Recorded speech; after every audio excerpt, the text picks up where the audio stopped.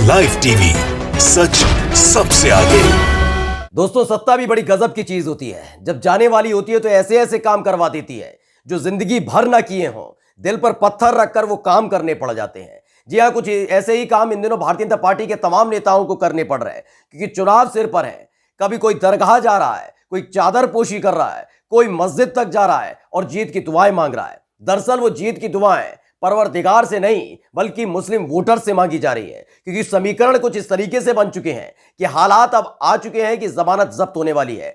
कुछ ऐसा ही करना पड़ रहा है। लखनऊ कैंट से प्रत्याशी है ब्रजेश पाठक, योगी सरकार में मंत्री, दौड़े दौड़े भागे दरगाह पर, माथा टेका और दे दिया संकेत कि मुस्लिम वोटर्स के साथ वो खड़े हैं। लेकिन यहीं से हो गई है जमकर फजीयत। नमस्कार, मैं हूं प्रज्वल गौतम और आप देख रहे हैं द लाइव टीवी।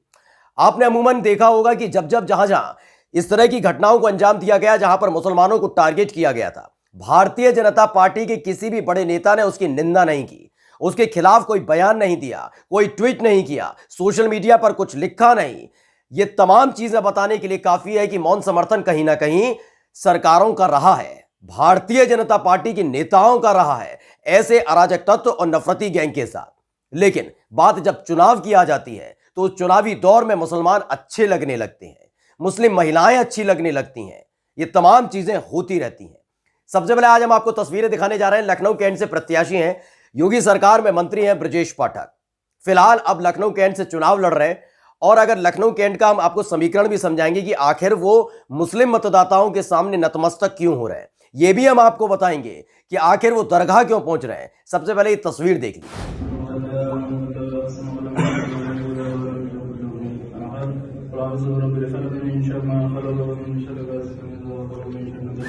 तो लखनऊ की ये दादा मियां दरगाह है जहां पर पहुंचे थे ब्रजेश पाठक। सबसे पहले आपको बताएं कि लखनऊ कैंट से जो प्रत्याशी है भारतीय जनता पार्टी के, वो है ब्रजेश पाठक। ब्रजेश पाठक के साथ ये समीकरण क्या जुड़ रहा है? दरअसल अगर लखनऊ कैंट की बात करें तो तकरीबन 3.5 लाख वहां पर वोटर्स हैं।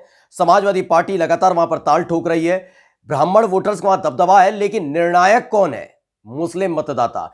तकरीबन 35 से 40 हजार वो मतदाता हैं, वो जिस तरफ आ जाते हैं प्रत्याशी वहीं का जीत जाता है। ये इस तरह की स्थिति है। वो और बात अलग है कि अगर आपने ध्रुवीकरण करा दिया, ध्रुवीकरण का मतलब समझते हैं ना, हिंदू मुसलमान करा लिया, तो शायद एक बार के लिए आप प्रत्याशी जीत भी जाए। लेकिन हालात इस वक्त ऐसे बन चुके हैं कि हिंदू मुसलमान हो नहीं पा रहा है, और ऐसे में कहीं ना कहीं कुर्सी जाती हुई नजर आ रही है, विधायकी जाती हुई नजर आ रही है। तो मुसलमानों के दर पर पहुंच गए, यानी कि दरगाह पहुंचकर, दादा मियां की दरगाह पहुंचकर जो ब्रजेश पाठक है भारतीय जनता पार्टी के नेता, विधायक और मंत्री हैं योगी सरकार में, उन्होंने संदेश दिया है कि भारतीय जनता पार्टी ना सही लेकिन मैं तो मुसलमानों के साथ खड़ा हूं। यानी उनकी नजर 35 से 40 हजार मुस्लिम वोटर्स पर लगी हुई है।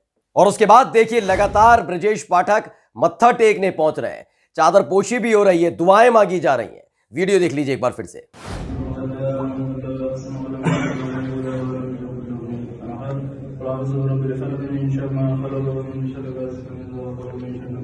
दरअसल ये वीडियो हम आपको क्यों दिखा रहे हैं, अब आपको पूरी बात बता देते हैं। इससे पहले आपने उत्तराखंड में भी देखा होगा धन सिंह रावत किस तरीके से दुआएं मांग रहे थे, मस्जिद जा रहे थे। वो वीडियो भी एक बार आपको दिखा देते हैं। जल्दी जल्दी आपको वीडियो दिखा देते हैं, उसके बाद अभी एक और खुलासा करने जा रहे हैं। वीडियो देखिए।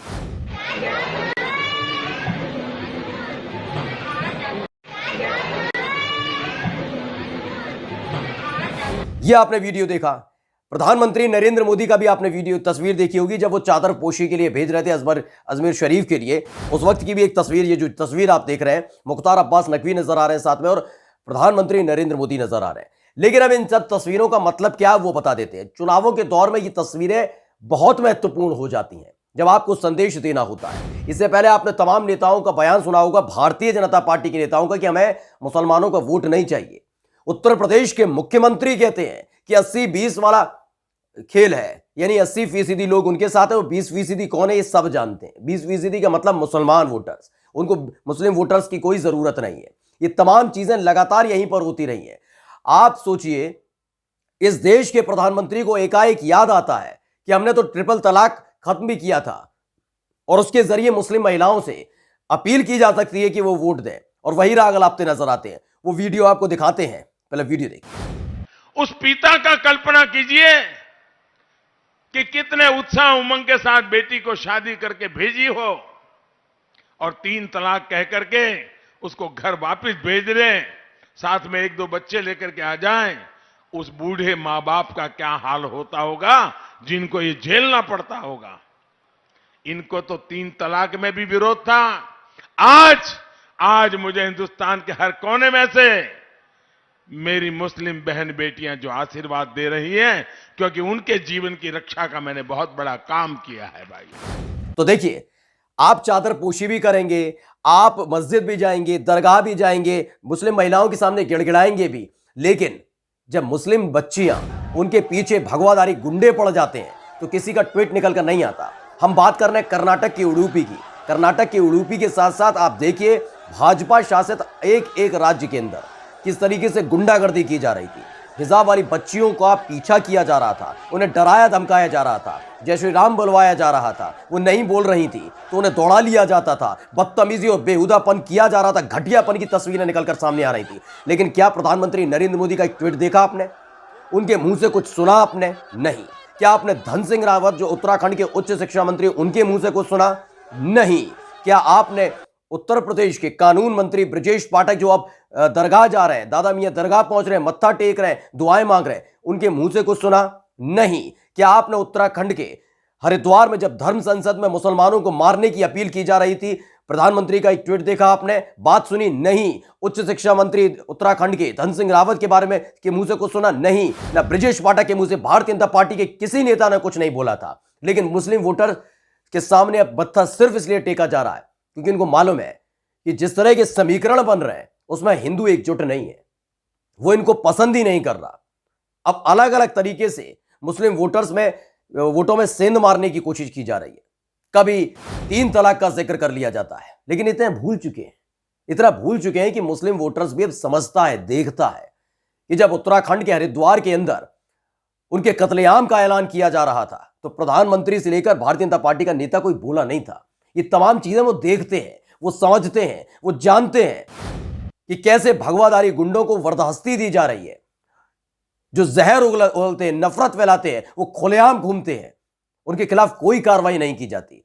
ये चुनावी पैतरा जो लगातार चला जा रहा है, इसको लेकर अब मुस्लिम वोटर्स भी सजग हो चुका है। वो जानता है कि दरगाह और मस्जिद के बहाने आप मुस्लिम वोटों में सेंधमारी की कोशिश कर रहे हैं, क्योंकि समीकरण जो हमने फिर उसी पे आते हैं लखनऊ कैंट पर जो समीकरण वो बताने के लिए काफी है कि 35 से 40 हजार जो मुस्लिम वोटर्स हैं वो निर्णायक हैं।